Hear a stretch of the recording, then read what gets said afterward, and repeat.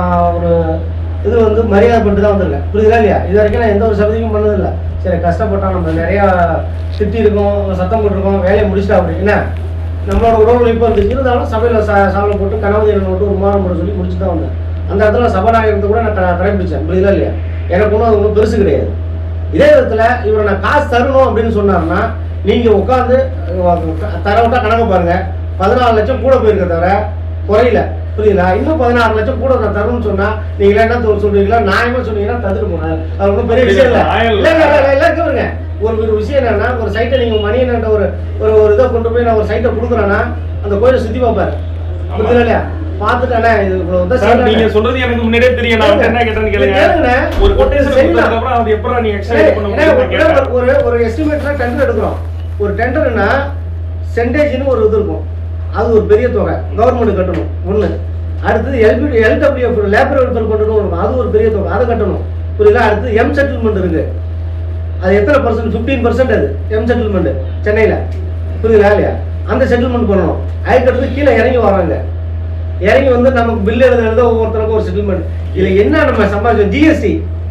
அடுத்தது ஜிஎஸ்டி பெரிய தொகை, 26 லட்ச ரூபா ஜிஎஸ்டி. அதில் சாரி 28 லட்ச ரூபா, 28 லட்சம் 29 லட்ச ரூபா உண்டாச்சு ஜிஎஸ்டியை. இவ்வளவும் போனால் அதில் என்ன நம்ம ஒரு எடுக்கிறோம்? இதில் 74 லட்ச ரூபா கல். புரியுதா இல்லையா? அதுக்கு அடுத்தது அதுக்கப்புறம் என்ன கதவு. புரியுதுங்களா? அதுக்கப்புறம் எலக்ட்ரிக்கல் ஒர்க்கு. இவ்வளோ ஒர்க்கு நம்ம ஒன்று நம்ம செய்யணும். ஒரு இது வந்து திருப்பணி வேலைனா இவர் செஞ்ச வேலை மட்டுமே திருப்பணி வேலை கிடையாது. நான் என்ன சொல்கிறேன், செஞ்சேன், உனக்கு இந்த ரெஸ்பான்சிபிலிட்டி உனக்கு இல்லை, அவ்வளோதான். நான் உனக்கு பணம் தர வேண்டியதுச்சுன்னா 50 நீ சொல்றீல, நான் யாராச்சும் மறுக்கிறேன்னா தர வேண்டியது இருக்குதான். 50 தர வேண்டியது இருக்கு. நீங்க சொல்ல எழுதி கொடுத்து நான் 50 தரேன். 50 எவ்வளவு தரணும்? 50 இருக்குது 85 வயசு சாலம் போட்டு மரம் வாங்கி எவ்வளவு தரணும் சொல்லுங்க. 2 ரூபா வரணும். உடைச்சு ஃபுல்லா உடைச்சு எடுத்துருக்கேன். போட்டோ எல்லா போட்டோவும் அனுப்பியிருக்கேன். ஏன்னா ஜேசி போச்சு ஃபுல்லா சுத்தம் மட்டும் உடைச்சிருக்கேன். இன்னொன்னு என்ன சொல்றேன், எவ்வளவு அமௌண்ட் வரும்? 2 ரூபா வரணும், அவ்வளவுதான். என்ன சார் அது என்னன்னு பார்த்து கொடுத்துருவோம். சரி, என்ன 2 லட்சம் ரூபாய்க்கு இல்லை மணி. என்ன நீங்க அம்பர் கோயிலுக்கு போங்க, இங்க பாருங்க, உடைச்சதை நான் சொல்றேன், போட்டோவையும் காட்ட சொல்றேன். அதுல 2 லட்ச ரூபா நீங்க சொன்னீங்கன்னா 2 லட்ச ரூபா எனக்கு ஒரு பெரிய காசு எல்லாம் வந்துட்டு போறேன். இப்பயும் சொல்றேன், நான் இவன் வயிற்றுல அடிச்சு சம்பாதிக்கணும்னு எனக்கு அவசியம் கிடையாது. இப்போ சொல்ற புரியுதா இல்லையா? இன்னமும் என்னால் யாரும் வீணா போக மாட்டான். என்னால் ஒரு 10 பேர் நல்லா இருப்போம் தவிர, புரியுதா இல்லையா? என் காசை தான் இன்னும் 10 பேர் சாப்பிடுவோம் தவிர இவன் காசை நான் சாப்பிடணும்னு எனக்கு அவசியம் கிடையாது. அழுத்த நிறுத்தமாக சொல்றேன். அம்பர் கோயிலுக்கு 2 லட்ச ரூபானா அந்த கோயில் அந்த சாரத்தை பாருங்க. சாரம் கட்டுறதுங்க ராஜகோபுரத்தில் முட்டி பச்சை வலை கட்டி. புரியுதா இல்லையா? நீ சபதி சொல்றது உங்களுக்கு எல்லாத்துக்குமே நான் சொல்றது உங்களுக்கு புரியும். எல்லா மண்டபத்தையும் உடைச்சிருக்கணும். புரியுதா இல்லையா? எந்த மண்டபத்தை உடைச்சிருந்தா அப்படின்னு சொல்றேன். மேலே உள்ள டாப்பு 4 பவானூத்தி ரூம் உடைச்சிருந்தா அப்படி. எத்தனை ரூம்ல இருந்ததுல? 3. நம்பல. இந்த 3 ரூமுக்கு 2 லட்ச ரூபா கொடுக்கணும்னா நான் 2 லட்ச ரூபா தரேன். நீங்க ஒரு சபதி பார்த்து வந்துடுங்க போய்.